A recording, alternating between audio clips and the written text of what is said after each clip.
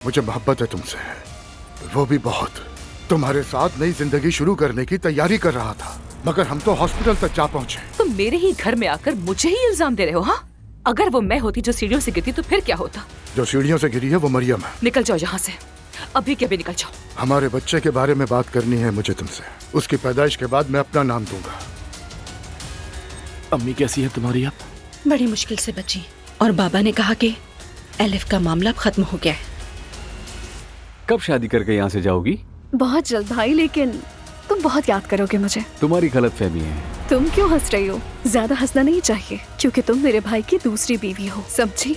Azlan की दूसरी बीवी होने से तो बेहतर है। अब बस अमान, अपनी बीवी से कह दो इसे तुम्हारी बहन की इज्जत करनी चाहिए। मुझे जाकर शादी की तैयारियां करनी है। खुद पे ज्यादा प्रेशर मत लो, तुम्हारी तबीयत ठीक नहीं। तुम्हें मेरी फिक्र करने की जरूरत नहीं।